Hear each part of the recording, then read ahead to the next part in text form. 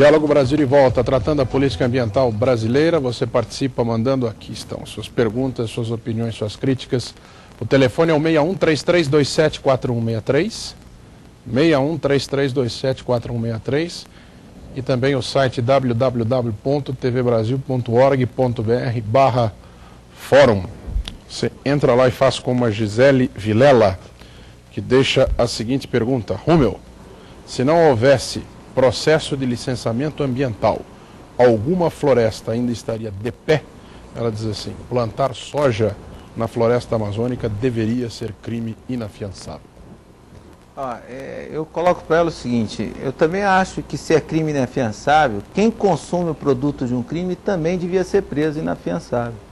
Então, se existe o plantio na Amazônia, é porque existe uma demanda na cidade. É muito fácil eu ter uma visão bucólica de produção no campo, demandar por roupa, comida, bebida, pneu, todo um processo que vem da agricultura como matéria-prima dentro desse processo. Então, eu acho que é muito fácil tacar pedra, mas também tem que fazer o dever de casa. Então, se eu tenho que penalizar o produtor, eu tenho que colocar um rótulo: comer pode provocar desmatamento, como coloca no cigarro, que tem o mesmo dano. Então, o que eu acho é que, se existe o crime para quem desmata, planta, também tem para quem faz o demanda. É igual o seguinte: tem que ter o crime para quem produz a droga, que consome o produto roubado, também tem um crime para ele, também ele é um criminoso.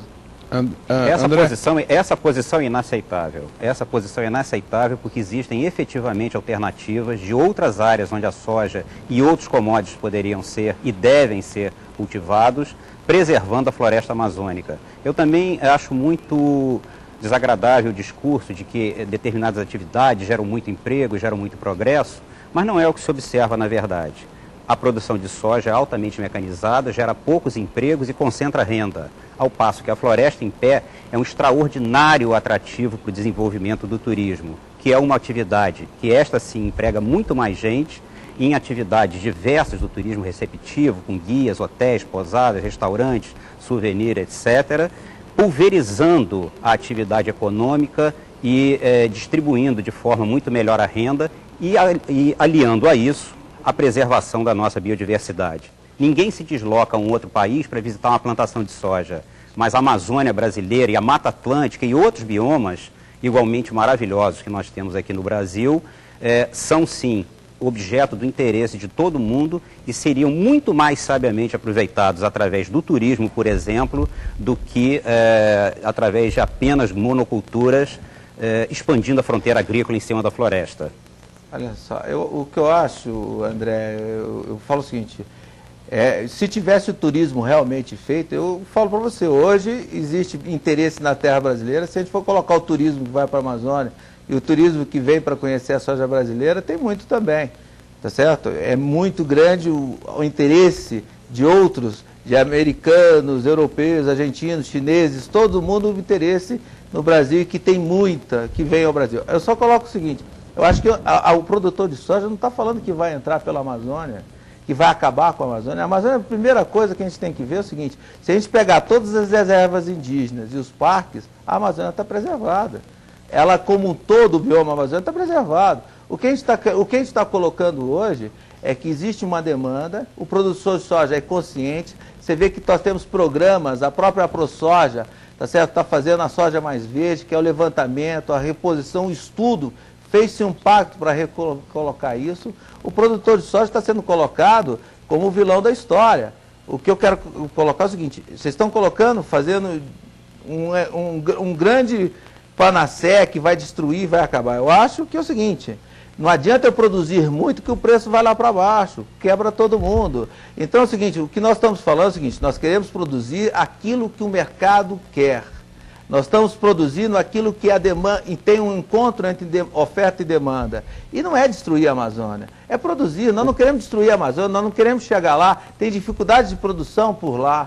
O que nós queremos hoje é produzir, tendo licenciamento ambiental, as regras claras, de uma forma eficiente. Tá certo? Perfeito. Então é o seguinte: esse discurso que a soja vai acabar, que vai ter o deslocamento, eu acho o seguinte: vamos ser conscientes, vamos botar os primos, vamos medir, vamos calcular, vamos medir esse processo. O que é isso? Esse discurso que a soja vai acabar com a Amazônia não dá certo. vamos ter o turismo lá e vamos produzir. Ok, vamos fazer isso, mas infelizmente está havendo uma contestação de dados que são irrefutáveis de que o desmatamento da Amazônia tem aumentado e um dos principais responsáveis, se bem que não o único, é o produtor de soja. A pecuária e os madeireiros também são responsáveis por uma grande destruição. Pois não, Márcio, você também queria fazer um comentário. Eu queria fazer um comentário. Eu acho que essa discussão que a gente está tendo é exatamente um dos principais desafios que o próximo ministro vai ter. Veja bem, você já teve declarações do Gilberto Câmara, que é diretor do INPE, dizendo que o desmatamento deve se ampliar, infelizmente, se ampliar na medição do próximo período. Você tem várias iniciativas que vão complicando cada vez mais essa circunstância de desmatamento no Brasil. Uma delas é um projeto de lei, por exemplo, que tem na Câmara Federal hoje e que suscita bem essa discussão que a gente está tendo aqui. É um projeto de lei que tenta abaixar a reserva legal da Amazônia de 80% para 50%. O projeto de lei é tão ruim que ele tem um apelido, chama-se Floresta Zero.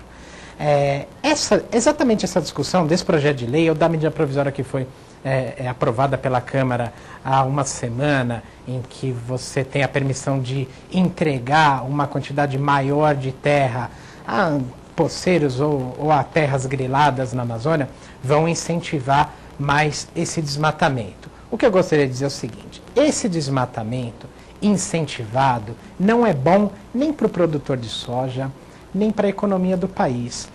A gente tem que ter mecanismos dentro do governo federal, inclusive, de separar os bons produtores de soja, os bons pecuaristas, daqueles que desrespeitam as leis ambientais. Essa resolução do Conselho Monetário Nacional, ela é exatamente isso. Quer dizer, o que ela faz? Ela procura limitar o crédito público, inclusive, apenas àqueles que respeitam a legislação brasileira.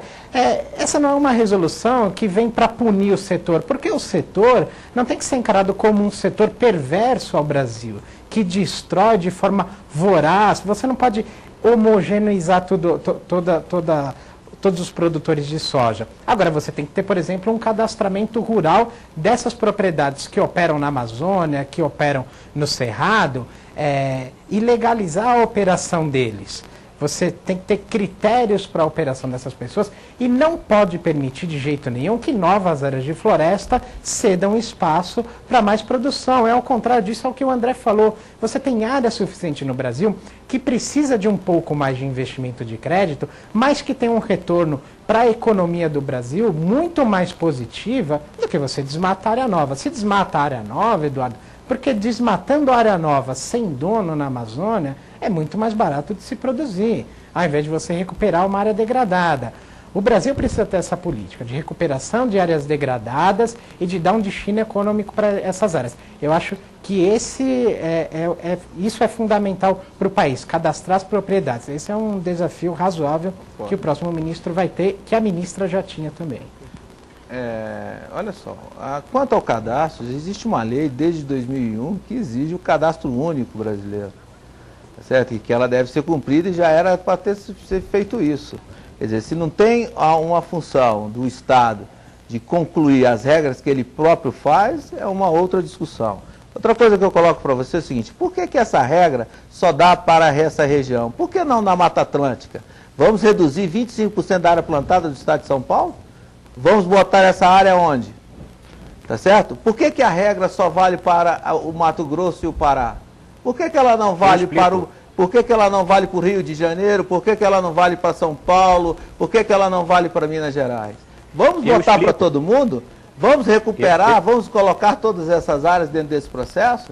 Vamos diminuir qual a área de produção hoje? Quanto a essa questão, eu acho que vamos medir, vamos ser igual para o Brasil ou vamos discriminar? Tem a região de área A, de área B e de área C. Ou a regra que está na medida provisória só vale para o Mato Grosso, na 2166, não vale para o resto do país? André. É verdade que as leis têm que valer para todos, mas o que a gente está procurando é evitar repetir os erros que ao longo de 5 séculos foram cometidos na Mata Atlântica, levando a quase extermínio total dela em áreas onde hoje nós ainda temos grandes extensões de mata bem preservadas, como extraordinária biodiversidade. É um processo adulto você aprender com os erros do passado e não reproduzir hoje os mesmos erros de antes. O que eu coloco é o seguinte, então hoje o licenciamento ambiental, a gente tem que ter claro, o produtor que tem uma propriedade, se ele tem uma propriedade que não foi desmatada, ele pode desmatar 50% também, desde que esteja regras claras e regras prontas para que ele possa atender esse processo. Agora, digo claro, falo o seguinte, se temos que ter regras, são iguais. Não existe cidadão A, tipo B e tipo C. Nós temos que ter a regra para todo mundo. Então eu quero que o ministro tenha essa consciência de que o produtor do Mato Grosso também quer que a regra que seja para ele sirva também para o estado do Rio, para o estado de Minas Gerais e de São Paulo, tá certo? E que vai diminuir áreas significativas. Só no estado de São Paulo, extingue que 25% da área plantada de cana ter que mudar de lugar, porque lá não vai poder ser plantado. Agora, porque eu falo o seguinte, vamos fazer a área desse processo? Vamos. Agora, que a regra seja igual para todo mundo. Não existe cidadão A, nem região A ou B. Então eu falo o seguinte, regra não pode ser igual para todos. Nós como cidadãos... igual, João, para todo mundo. É? Ela não pode ser igual.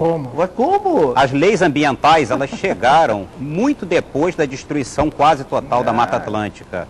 A gente não pode repetir os mesmos erros em novas fronteiras ainda preservadas do nosso país, indistintamente do bioma A, B ou C. Eu queria fazer uma pergunta para vocês três, os três convidados que estão aqui, a começar pelo Márcio em São Paulo, o Estado brasileiro.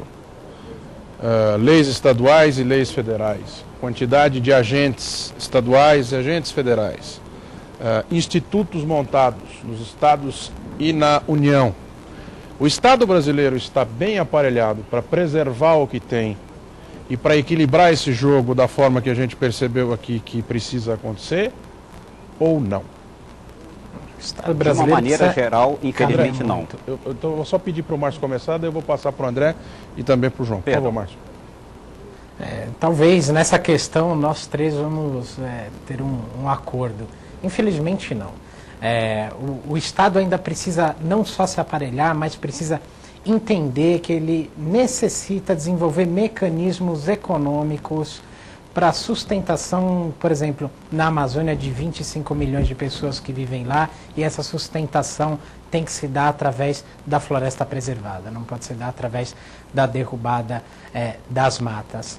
O aparelhamento do Estado ele é extremamente importante. Medidas de repressão, você repreender, punir, criminalizar quem comete o crime, é um bom exemplo, inclusive, para incentivar quem procura respeitar as leis. O que se tem hoje, por exemplo, na Amazônia, e isso é um dos problemas da nossa discussão, é que lá quem tenta ter uma produção, quem tenta explorar a região de forma sustentável, muitas vezes não tem o amparo da lei e o seu vizinho que está destruindo a floresta acaba sendo tratado até com privilégios maiores do que hoje quem está tentando desenvolver algum modelo sustentável de manutenção da floresta em pé.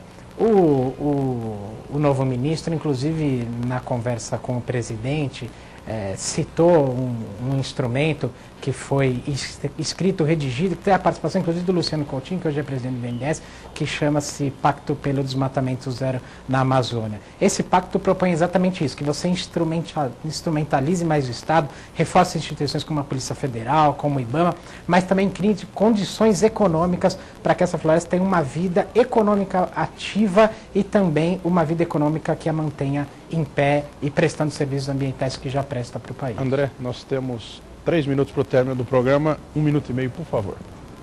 Perfeito. De fato, de um modo geral, nós vemos os estados e a própria União bastante desaparelhados para reprimir os crimes ambientais. E isso fica muito ao sabor dos governantes do momento, e eu estou extremamente otimista de que a experiência que nós estamos vivendo no Rio de Janeiro, que tem sido muito frutuosa, né, inclusive com a recente criação do Serviço de Guarda-Parques para todo o estado, se replique no governo federal para que a gente possa exercer uma fiscalização mais efetiva.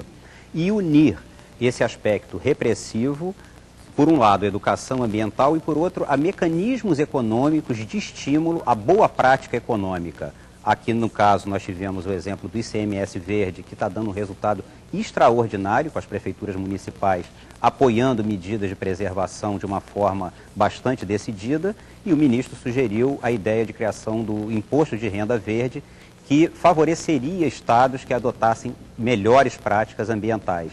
Esse é o caminho, conjugar uma fiscalização mais intensa com educação ambiental e conscientização e mecanismos econômicos de estímulo à boa prática econômica. Eu acho que nós temos que melhor aparelhar o Estado, Agora, eu acho que a melhor forma de conduzir todo esse processo é o diálogo. Eu espero que o novo ministro realmente sente com toda a cadeia produtiva e busque o diálogo de uma maneira de as coisas serem executadas de uma forma sustentável, tanto na área econômica como na área ambiental, na área social.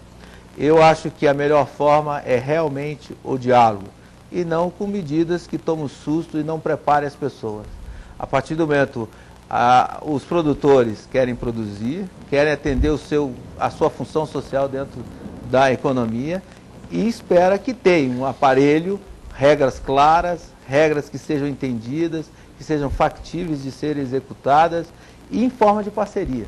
Eu acho que essa é a grande parte que a gente tem que fazer. O diálogo é a melhor forma da gente chegar a um consenso e um resultado sustentável para todos os aspectos. Aqui no Diálogo Brasil nós não temos a menor dúvida de que é com o diálogo que a gente acaba se entendendo. E eu também tinha certeza que no final, pelo menos em uma resposta, eles iam acabar os três concordando.